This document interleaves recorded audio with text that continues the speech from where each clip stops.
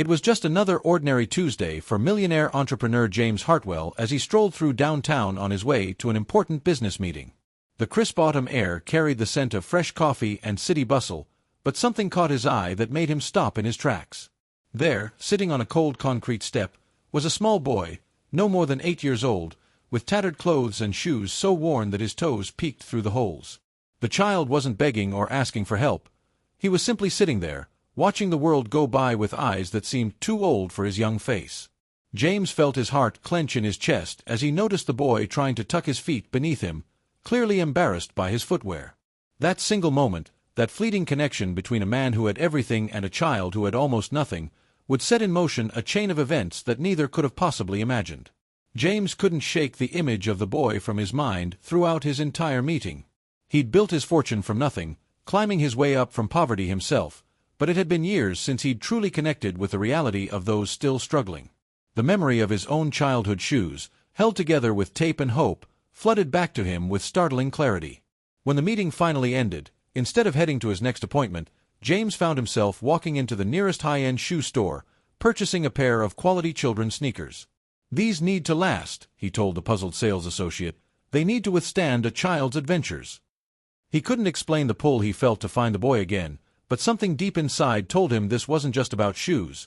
It was about dignity, about seeing someone truly invisible to the rushing crowds. James clutched the shoebox tightly as he retraced his steps, wondering if the boy would still be there or if this small gesture would remain just an unfulfilled good intention. His assistant called twice, reminding him of deadlines and responsibilities, but for once, James didn't care about his schedule. He cared about keeping a promise he hadn't even verbalized yet. The boy was exactly where James had seen him earlier, except now he was sharing a small piece of bread with a pigeon that had landed nearby. It broke James's heart to realize the child was hungry enough that even sharing this meager meal was a sacrifice. "Hey there," James said gently, crouching down to meet the boy's eyes. "I noticed your shoes are pretty tired. Would you like a new pair?" The boy's eyes widened with disbelief, darting between James's face and the shoebox in his hands. "For real, mister?" he asked, his voice barely above a whisper, as if speaking too loudly might shatter this impossible moment. When James nodded and handed him the box, the boy didn't immediately open it, simply holding it on his lap like it was made of glass. "I'm James," the millionaire said, taking a seat beside the child on the cold step. "What's your name?" The boy studied James's face carefully before answering. "I'm Tyler. Tyler Robinson." There was pride in how he stated his full name, a reminder that even without material possessions, he still had his identity. Neither could have known then how significant this introduction would become. Tyler finally opened the box with trembling fingers, his breath catching at the sight of the brand-new sneakers nestled in tissue paper. They were blue and silver, with lights that flashed when he pressed the sole, the kind of shoes other kids at school had, the kind he'd only dreamed of owning. "These are for me?" Tyler asked again, still struggling to believe this wasn't some cruel joke. James nodded, feeling an unexpected lump in his throat as he watched the child's face transform with joy. "Try them on," he encouraged, and Tyler carefully removed his old, tattered shoes. The contrast was heartbreaking. His socks had holes that matched his shoes, and his small feet were red from the cold. James helped him tie the laces, showing him the proper way to secure them. "There you go, buddy. How do they feel?" Tyler stood up and took a few experimental steps, his face breaking into the first genuine smile James had seen. "They're perfect," he exclaimed, looking down at his feet in wonder. But then, something unexpected happened. A shadow passed over Tyler's face, and the smile dimmed. "What's wrong?" James asked, confused by the sudden change. "They're the best present ever, but—" Tyler hesitated, biting his lower lip. "But what?" James asked, a flicker of concern crossing his face. He'd expected nothing but joy from this small act of kindness, not complications. Tyler looked up at him with those wise-beyond-his-years eyes and whispered, "My sister Lily hasn't had new shoes in even longer than me. Her feet hurt all the time from her old ones." James felt something shift inside him. This child, with so little to his name, was thinking not of himself but of his sister. "She's younger than me," Tyler continued, scuffing his bright new sneaker against the pavement, "and she has to walk far to school every day." The boy's selflessness was staggering, a pure kind of love that many adults had forgotten how to express. James cleared his throat, fighting back unexpected emotion. "Tell you what," he said, reaching for his wallet, "why don't we go find your sister right now? I think she might need some new shoes too." But Tyler shook his head firmly, already untying the laces of his brand-new sneakers. "These will fit her perfect. She's almost my size now," he explained, as if it were the most obvious solution in the world. "I can keep using my old ones a little longer." James watched in stunned silence as Tyler carefully placed the new shoes back in their box, handling them with even greater care now that they were destined for his sister. "Where is Lily now?" James asked, trying to understand the full situation. Tyler pointed toward a small park across the street. "She's watching our little brother while our mom's at her second job. She works really hard, but it's still not enough sometimes." There was no self-pity in his voice, just a matter-of-fact explanation of their reality. James felt a familiar ache in his chest. He'd known that kind of childhood, the kind where you grow up fast because circumstances demand it. "Would you introduce me to them?" he asked gently. Tyler studied him for a long moment, assessing whether this stranger could be trusted with his precious family. "Yeah," he finally nodded. "I think that would be okay. Mom always says to be careful of strangers, but you don't feel like a stranger anymore." He clutched the shoebox protectively under his arm. "Besides, Lily won't believe me if I just tell her about you. She says I make up stories sometimes." They crossed the street together toward the small neighborhood park, Tyler occasionally glancing up at James as if to make sure he was still real. The park was mostly empty on this weekday afternoon, except for a few elderly people on benches and, near the swings, a young girl watching a toddler dig enthusiastically in a sandbox. "That's them," Tyler said, his pace quickening despite his inadequate footwear. "Lily, look what I got." The girl looked up, her wary expression transforming into curiosity at the sight of her brother accompanied by a well-dressed stranger. She immediately scooped up the toddler, protective instincts kicking in. "Who's that?" she called out, holding the squirming little boy on her hip. James hung back, allowing Tyler to approach his sister first with his precious gift. "This is Mr. James," Tyler explained breathlessly, "and he got me these amazing shoes, but I want you to have them instead." He thrust the box forward like it contained treasure, which, in their world, it did. Lily's eyes widened as she peeked inside, her composure slipping for just a moment to reveal the child she still was. "For real," she whispered, unconsciously echoing her brother's earlier disbelief. As Lily slowly set down her little brother to examine the gift, James noticed her own shoes, even more deteriorated than Tyler's, with cardboard visibly stuffed inside to cover holes in the soles. "Try them on," Tyler urged proudly, as if he had purchased them himself. Carefully, Lily removed her makeshift footwear, revealing angry red blisters on her heels. James had to look away for a moment, composing himself as the girl slipped her feet into the new sneakers. "They're perfect," she breathed, the lights flashing as she took an experimental step. "But Tyler, you should keep them. Mom got them for you." James watched as Tyler shook his head firmly. "Mr. James got them because he saw I needed them, but you need them more." "It's okay." The simple exchange between siblings, this selfless transfer of something precious, struck James more powerfully than any business deal he'd ever negotiated. These children, who had every reason to cling desperately to anything good that came their way, instead shared freely with each other. The little boy in the sandbox squealed happily, oblivious to the significant moment unfolding, his hands covered in dirt as he built imaginary worlds that were far kinder than his reality. "How would you both like to pick out your own new shoes?" James found himself saying, the words tumbling out before he'd fully formed the thought. 3 pairs of eyes turned to him, suspicious, hopeful, confused. "And maybe some lunch too," he added, noticing how thin they all looked beneath their layered clothing. Lily, clearly the cautious one, frowned slightly. "Our mom says we're not supposed to go anywhere with strangers." James nodded approvingly. "Your mom sounds very smart. Maybe we could call her. I'd love to meet her too." He pulled out his business card, simple white cardstock with his name and company logo, and handed it to Lily, who examined it with impressive scrutiny for someone so young. "She's working at the diner until 6, Tyler explained. "She can't answer calls during her shift or she might get in trouble." The matter-of-fact way these children navigated hardship made James's throat tighten again. "Well then," he said, thinking quickly, "why don't I walk with you to where she works? We won't bother her. Just say a quick hello so she knows I'm not some weirdo trying to buy you lunch." He smiled, trying to look trustworthy. Lily and Tyler exchanged a silent sibling conversation made of meaningful glances and subtle nods. The diner was only a few blocks away, a small place with neon signs and windows that needed cleaning. The children led James inside, the little bell above the door announcing their arrival. Several patrons turned to look, but James only had eyes for the slender woman rushing between tables, coffee pot in hand, exhaustion evident in every line of her body. "That's our mom," Tyler whispered proudly. "She works really hard."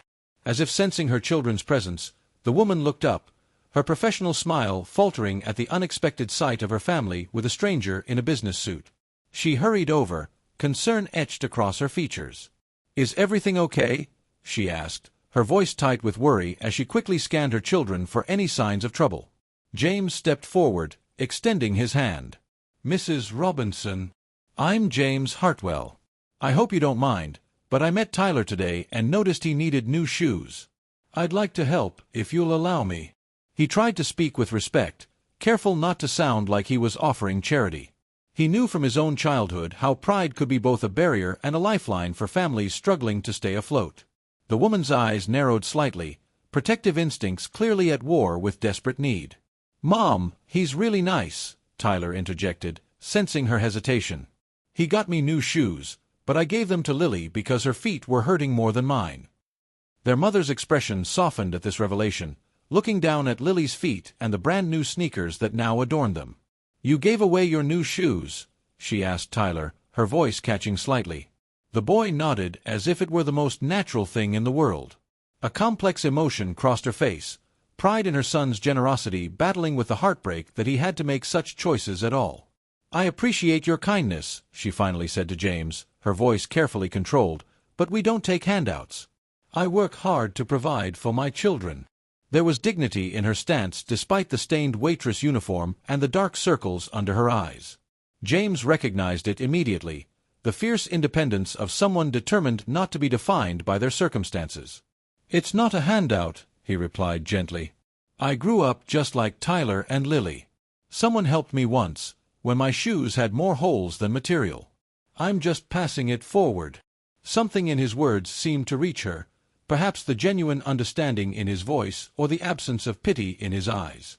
"I'm Sarah," she finally said, her shoulders relaxing slightly. "I get off work in 2 hours. If you're serious about the shoes." She trailed off, clearly uncomfortable with accepting help but unable to deny her children's needs. "I'm very serious," James assured her. "And maybe we could discuss something else too." He glanced meaningfully at her name tag, making a connection he hadn't noticed before. "Robinson. Sarah Robinson. Any relation to Thomas Robinson, the mechanic?" Sarah's eyes widened in surprise. "He was my father," she answered cautiously. "He passed away last year." James nodded slowly, pieces falling into place. "Your father fixed my first car when I was 17. Refused to take full payment because he knew I was saving for college. Told me to make something of myself instead. I never forgot that kindness." The coincidence seemed too perfect to be true, but sometimes life wrote stories more remarkable than fiction. "He never mentioned—" Sarah began, but was interrupted by her manager calling her name sharply from behind the counter. Sarah's shift ended precisely at 6:17 p.m., when her replacement finally arrived. 17 minutes that represented lost wages she couldn't afford. James had spent the time getting to know Tyler and Lily over hamburgers and milkshakes at a booth in the corner, learning about their school, their dreams, and the hardships they faced with remarkable resilience. The youngest, Mikey, had fallen asleep against James's arm, trustingly drooling on his expensive suit jacket. "Thank you for waiting," Sarah said as she approached the table, having changed out of her uniform into worn jeans and a faded sweater. She looked even more exhausted without the professional smile she'd maintained during her shift. "And thank you for feeding them." There was still wariness in her eyes, but it was tempered now with cautious gratitude. James carefully shifted the sleeping toddler back to his mother's arms. "I meant what I said earlier," he told her quietly. "I'd like to help, not just with shoes, but maybe with something more substantial. My company has a foundation that offers educational scholarships and job training programs. We also have an immediate opening for an office manager that I think you'd be perfect for. Better hours, better pay, full benefits." Sarah's expression cycled through disbelief, suspicion, and fragile hope as James explained the opportunity. "I don't have the right qualifications," she began, but James shook his head. "I watched you manage multiple tables, handle difficult customers, organize complex orders, and maintain perfect timing, all while operating on minimal sleep and maximum stress. Those are exactly the qualifications I need." He slid his business card across the table again. "At least think about it. The job includes childcare benefits and is close to a good school." Tyler and Lily watched this exchange with wide eyes, sensing the magnitude of the moment without fully understanding it. When Sarah finally nodded, accepting both the card and the offer to visit the shoe store, James felt the familiar satisfaction that came not from closing a business deal, but from making a genuine difference. As they walked out of the diner together into the evening air, Tyler slipped his small hand into James's much larger one. "Are you an angel?" the boy asked seriously. "My teacher says angels sometimes look like regular people." 6 months later, James stood in the doorway of the office that now belonged to Sarah Robinson, watching her confidently direct her team through the quarterly report preparation. She had proven to be even more capable than he'd anticipated, bringing organization and efficiency to departments that had floundered for years. The photograph on her desk showed her children in their school uniforms, all 3 attending the private academy that partnered with James's foundation. "Mr. Hartwell," she called, noticing him lingering in the doorway, "the Henderson file you requested." She handed him the folder with a smile that no longer held the weight of desperate worry. Their professional relationship had developed into mutual respect, with neither forgetting the unusual circumstances of their first meeting. "Thank you, Sarah," he replied, accepting the file. "And don't forget we're expecting you and the kids for dinner on Sunday. My wife has been planning the menu all week." The invitation was genuine. James's family had grown quite attached to the Robinsons, with his own children forming fast friendships with Tyler and Lily. What had begun as a simple act of kindness had blossomed into something neither could have predicted. That evening, as James drove home through the same downtown streets where he'd first encountered Tyler, he found himself scanning the sidewalks out of habit. How many other families were out there, working multiple jobs and still falling short? How many children were giving up their own needs for siblings or parents? The experience with the Robinsons had awakened something in him, not just charitable impulses, but a deeper understanding of both privilege and responsibility. He pulled out his phone and called his foundation director. "Janet, I've been thinking about expanding our education initiative," he began, already formulating plans for scholarships specifically targeting single-parent households. The shoes that had started it all now sat in a glass case in his office, Tyler's old tattered sneakers preserved as a reminder of what truly mattered. They served as his compass when business decisions threatened to prioritize profit over people, when success began to distance him from his own humble beginnings. Those shoes had changed not just the Robinson family's path, but his own as well. The following spring, James invited Sarah to join the board of his foundation, recognizing that her first-hand experience with poverty offered insights his wealthy colleagues couldn't provide. "We need your voice," he told her simply. "We need your truth." At the first meeting she attended, Sarah shared the story of her children's shoe exchange, how Tyler had immediately given away the very thing he desperately needed, simply because his sister needed it more. The room fell silent as executives and philanthropists absorbed the profound lesson in generosity from a child who had nothing. "That's the spirit we need to capture," James concluded after Sarah finished speaking. "Not giving from our excess, but sharing even when it costs us something." The foundation subsequently launched the Tyler Shoes Initiative, providing not just footwear but comprehensive support to families teetering on the edge of homelessness. When asked in interviews about the unusual name, James would simply smile and say, "It's named after the best investment banker I've ever met. He just doesn't know it yet." Tyler and Lily thrived in their new school, their natural intelligence flourishing with proper support and resources. The boy who had once given away his only pair of decent shoes now led his class's community service committee, organizing donation drives with remarkable empathy and organizational skills. "He has a gift for seeing what others need," his teacher told Sarah during a parent-teacher conference. "It's rare in someone so young." Lily, meanwhile, had discovered a talent for mathematics and engineering, spending hours designing what she called better shoes for children in developing countries. Footwear that could expand as children grew, reducing waste and maximizing resources. James had already connected her with designers at a major athletic company who were impressed with her concepts. The family still lived modestly, with Sarah insisting on paying her own way despite James's continued offers of assistance. "The best gift you gave us wasn't financial," she told him during their now regular lunch meetings.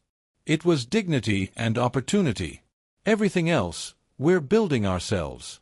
On the one-year anniversary of their chance meeting, James invited the Robinson family to the grand opening of the Foundation's new community center. As ribbon-cutting ceremonies went, it was unconventional. Instead of James or some celebrity doing the honors, Tyler and Lily stood front and center, oversized ceremonial scissors in hand. "This center exists because of a pair of shoes and the extraordinary kindness of an ordinary boy," James announced to the gathered crowd and press. "When I met Tyler Robinson, he taught me that true generosity isn't giving what you'll never miss. It's giving what you need because someone else needs it more." Tyler, now 10 years old and considerably less shy, beamed at the crowd but seemed unfazed by the attention. To him, sharing had never been remarkable. It was simply what you did for people you loved. As they cut the ribbon together, the siblings wore matching new sneakers, ones they had helped design themselves, complete with special comfort features Lily had invented and logos Tyler had drawn. The first production run had already sold out, with proceeds funding scholarships for other children facing similar circumstances. The community center quickly became a cornerstone of the neighborhood, offering after-school programs, job training, healthcare services, and emergency assistance to families in need. James made a point of visiting weekly, not just to check on operations but to read stories to the children who gathered there after school while waiting for working parents. He often chose books about small acts of kindness that changed lives, watching young faces light up with recognition of their own power to make a difference. Sarah eventually left her position at James's company to become the center's director, her first-hand experience with both poverty and corporate management making her uniquely qualified to bridge those worlds. "You're not surprised, are you?" she asked James when she submitted her resignation. He shook his head, smiling. "I've been expecting this since you reorganized the entire donation storage system on your second visit. This was always where you were headed." The center's success soon led to similar facilities opening in other neighborhoods, each named after children who had demonstrated exceptional compassion despite their own challenges. 3 years to the day after James first spotted Tyler sitting on those cold concrete steps, he received a package at his office. Inside was a pair of brand-new running shoes in his size, with a handwritten note, "For the man who taught me that sometimes helping others means walking a mile in their shoes. Thank you for helping us walk in better ones." James placed them carefully beside the glass case containing Tyler's old tattered sneakers, the contrast between them a powerful visual representation of their journey together. Later that afternoon, when he visited the community center, he wore the new shoes proudly. Tyler noticed immediately, his face lighting up with the same pure joy James had first witnessed when the boy had given his sister those original sneakers. "Perfect fit," James told him with a wink. That evening, as he watched Tyler helping younger children with their homework, James reflected on how a single moment of connection had created ripples that continued to spread outward, touching countless lives beyond what either of them could see. Sometimes the greatest gifts came disguised as small gestures, a pair of shoes, a moment of recognition, the simple acknowledgement of another person's dignity. The story of the millionaire and the generous boy eventually made its way into local news, despite James's attempts to keep it private. A reporter had been present at the community center's anniversary celebration and had been moved by the unusual friendship between the wealthy entrepreneur and the formerly impoverished family. "Businessman transformed by child's generosity," read the headline, accompanied by a photo of James and Tyler planting trees in the center's new garden. When asked for comment, James simply said, "I'm not the story here. The real story is what happens when we truly see each other, not as categories or statistics, but as fellow humans worthy of dignity and opportunity." The article sparked a movement in the business community, with several other executives launching similar initiatives in their own cities. Tyler, now entering his teens, handled the attention with surprising grace. "I didn't do anything special," he insisted when interviewed. "Anyone would give their sister shoes if her feet hurt." But that was precisely what made his story so powerful. The assumption that everyone would naturally prioritize others' needs above their own, even when they had almost nothing themselves. 5 years after that fateful meeting, James hosted a special dinner at his home, gathering the original 5 people whose lives had become so unexpectedly intertwined: himself, Sarah, Tyler, Lily, and Mikey. The children were growing up quickly. Tyler now interested in business and social entrepreneurship, Lily pursuing advanced mathematics and engineering, and Mikey showing artistic talents that delighted everyone. "I have an announcement," James said as they finished dessert on the back patio, overlooking gardens where they had spent countless hours together over the years. He slid a folder across the table to Sarah. "The Foundation's board has unanimously approved the creation of the Robinson Scholarship Fund, fully endowed and independent. You'll serve as chairperson, with complete authority over its direction." Sarah opened the folder with trembling hands, scanning the documents within. The endowment was substantial, enough to help hundreds of families like hers had once been. "But that's not all," James continued, turning to Tyler. "We've also established a separate entrepreneurship incubator for young people from disadvantaged backgrounds. Would you like to help design how it works?" Tyler's expression was serious as he considered the responsibility being offered. "Can we make sure it includes mentors who actually understand what it's like to be poor?" he asked thoughtfully. "And not just business help, but the other stuff too, like how to buy professional clothes when you can't afford them, or how to feel confident in interviews when you've never seen anyone in your family work in an office." James nodded, pride swelling in his chest at the teenager's insight. "That's exactly why we need your input," he confirmed. "You see things the rest of us might miss." Lily, not to be outdone, leaned forward eagerly. "What about my shoe designs? The company said they want to expand the line." James grinned at her enthusiasm. "Meeting scheduled for next week. They're particularly interested in your ideas for adaptive footwear for children with disabilities."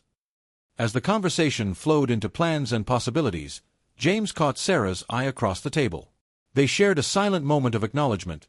None of this would have happened if Tyler hadn't given away those shoes, if James hadn't noticed a boy with holes in his sneakers, if Sarah hadn't eventually accepted help that came with respect rather than pity.